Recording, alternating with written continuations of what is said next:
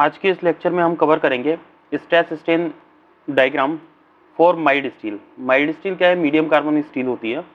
इसके लिए हम स्ट्रेस स्ट्रेन कर्व को ड्रॉ करेंगे और ये कर्व किस तरीके का होता है उसकी कंप्लीट स्टडी करेंगे। तो इस कर्व को समझने के लिए हमें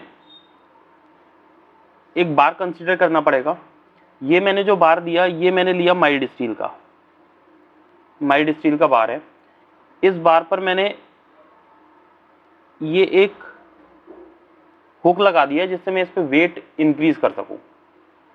मैं क्या कर रहा हूं, ये जो माइल्ड स्टील की रॉड है, इस माइल्ड स्टील की रॉड के लिए मैंने इनिशियली इसका ये जो वेट माना है वो मैंने वेट माना है 0 इसका वेट है।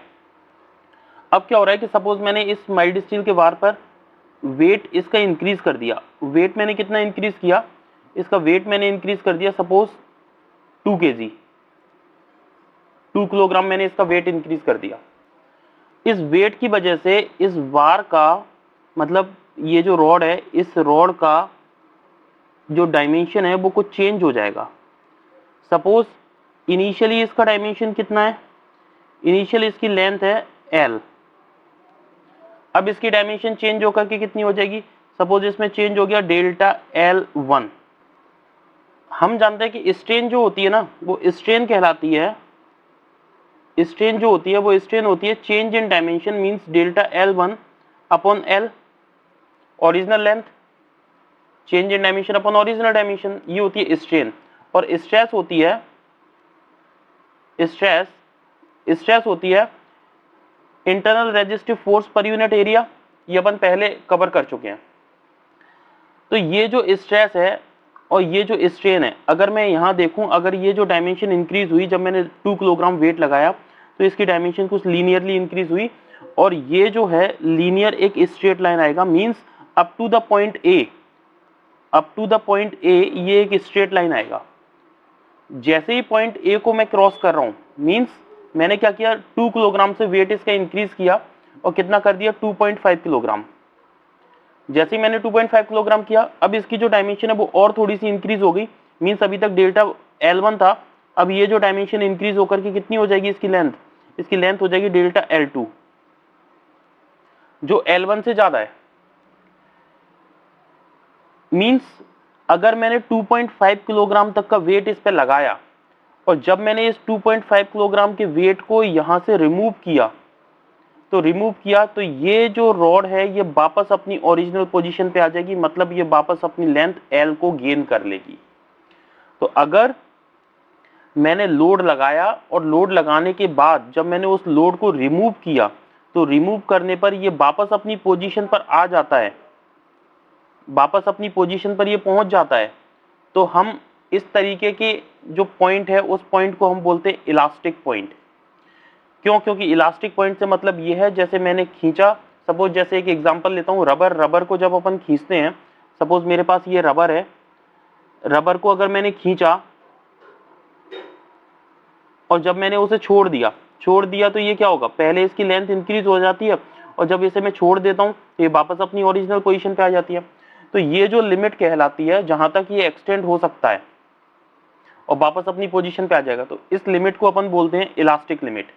तो पॉइंट बी कहलाती है elastic limit, right.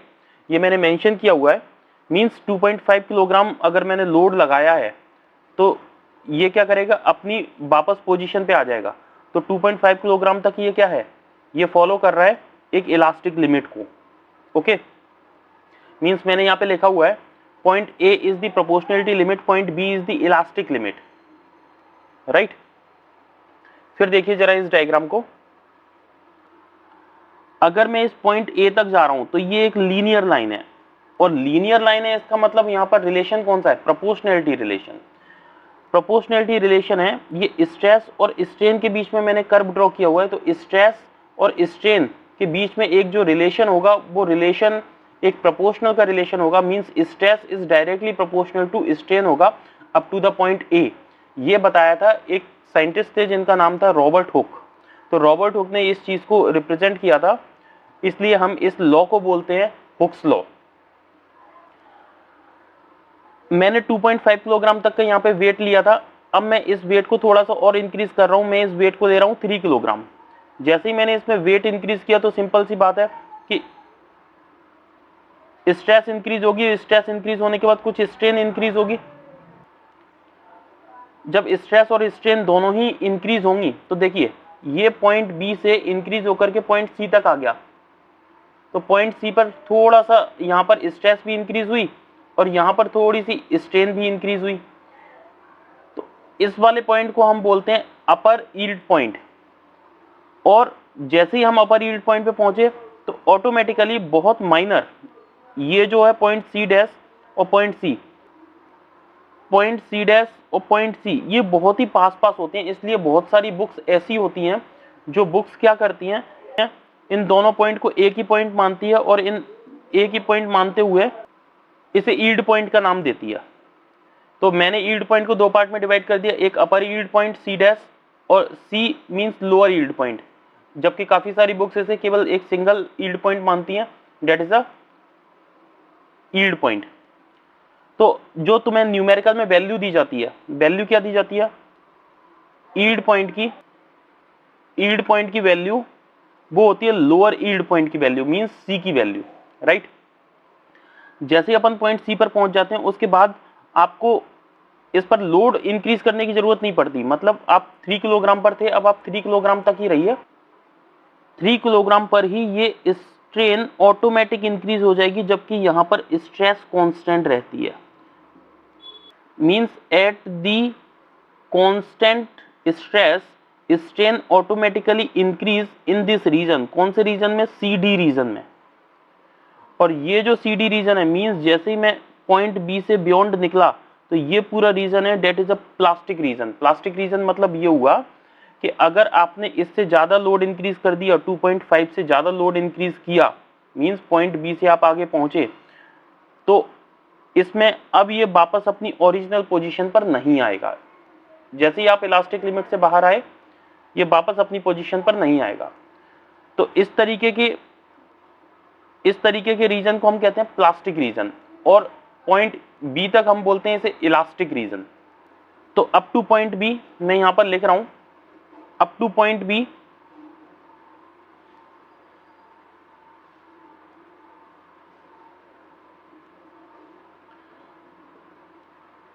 it is elastic region,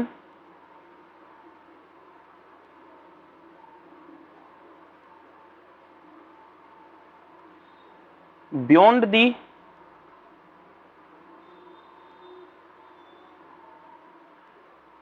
point B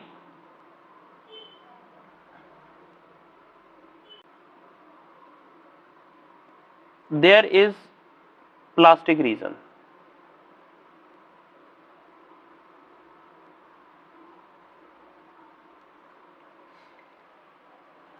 ध्यान से देखिए, मैंने यहाँ पे पॉइंट ए दिया है प्रोपोर्शनलिटी लिमिट, पॉइंट बी दिया है elastic limit, point C dash दिया upper yield point, point C दिया है मैंने लोअर यील्ड पॉइंट, और सी डी जो रीजन है उसे मैंने बोला है plastic, perfectly plastic region.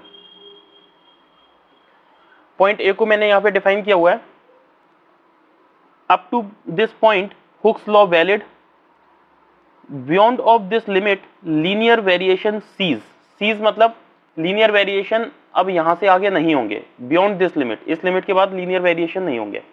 Point B को मैंने डिफाइन किया है कि it is called the elastic limit, the maximum stress up to which a specimen regain its original length on removal of applied load. ये मैंने पॉइंट बी को define किया हुआ है। आगे देखिए, ये जो डीई रीजन होता है, डीई रीजन को बोलते हैं स्ट्रेन हार्डनिंग रीजन, और ई होता है अल्टीमेट पॉइंट। मींस ये जो डीई रीजन है ये है स्ट्रेन हार्डनिंग रीजन, और ये जो पॉइंट ई है इसे अपन बोलते हैं अल्टीमेट पॉइंट, और ये जो पॉइंट होता है इसे ब्रेकिंग पॉइंट बोलते हैं या फिर फ्रैक्चर पॉइंट बोलते हैं, एफ पॉइंट को। यहां पर एक नोट है, इसे ध्यान से देखना, for mild steel B is near about A, ये मैंने बताया हुआ था, बी ए के काफी पास में होता है माइल्ड स्टील के लिए, लेकिन अदर मटेरियल के लिए B may be greater than ए।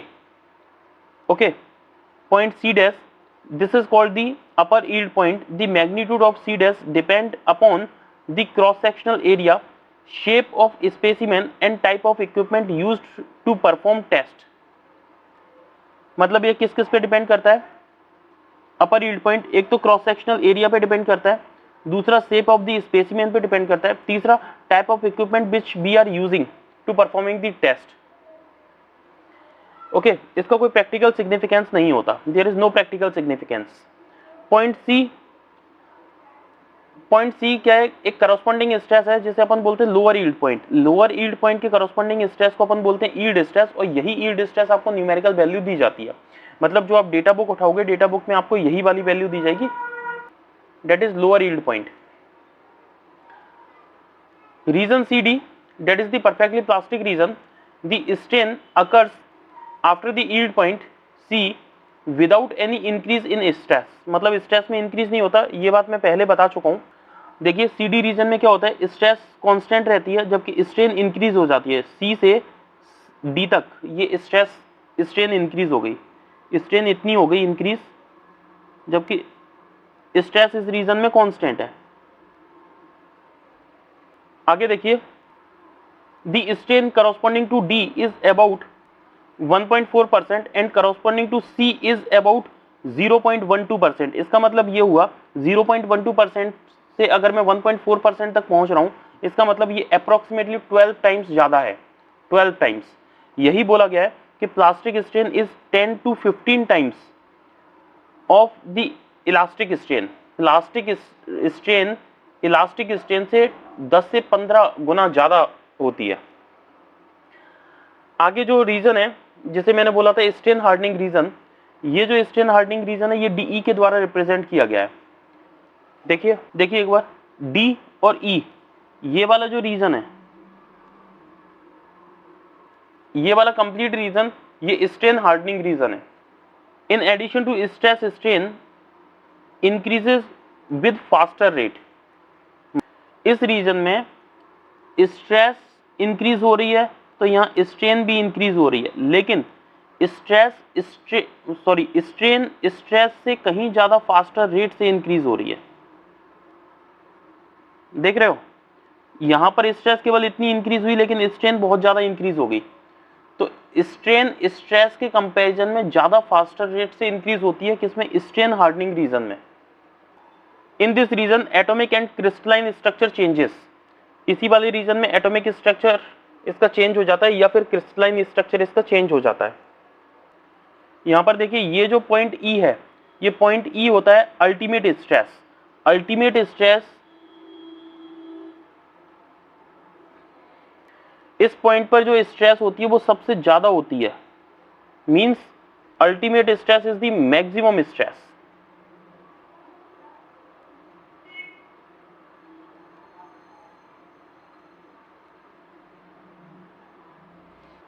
जैसे ही अपन अल्टीमेट स्ट्रेस पे पहुंच जाते हैं, अब आपको कुछ भी करने की जरूरत नहीं है, strain automatic will go down. जैसे ई पॉइंट पर पहुंचे, अब स्ट्रेन ऑटोमेटिक नीचे आती चली जाएगी स्ट्रेन, और स्ट्रेस ऑटोमेटिक इंक्रीज होगी, और ऑटोमेटिकली ये जो ऑब्जेक्ट है वो ऑटोमेटिकली ब्रेक हो जाएगा।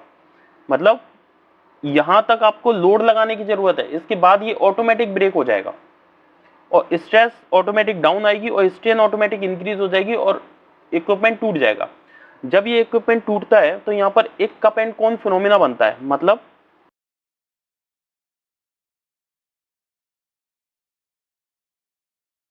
नीचे वाला स्ट्रक्चर है वो कहलाता है कप, और ऊपर वाला जो स्ट्रक्चर है, ये वाला स्ट्रक्चर, ये कहलाता है कोन, right.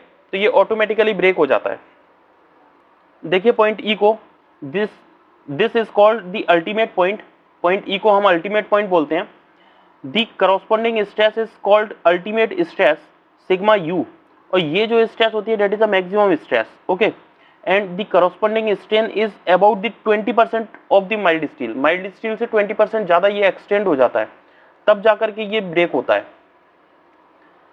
This point F, this is called fracture point and the corresponding stress is called breaking stress, और स्ट्रेन को हम बोलते हैं फ्रैक्चर स्ट्रेन। मतलब अगर स्ट्रेस की बात करें तो उसे हम फ्रैक्चर पॉइंट पे स्ट्रेस को हम बोलते हैं ब्रेकिंग स्ट्रेस या फिर फ्रैक्चर स्ट्रेस, और स्ट्रेन को हम बोलते हैं fracture strain.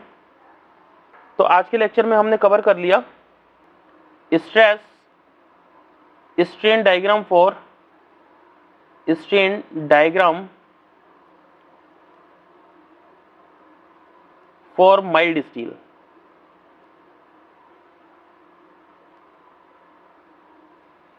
Okay, thank you.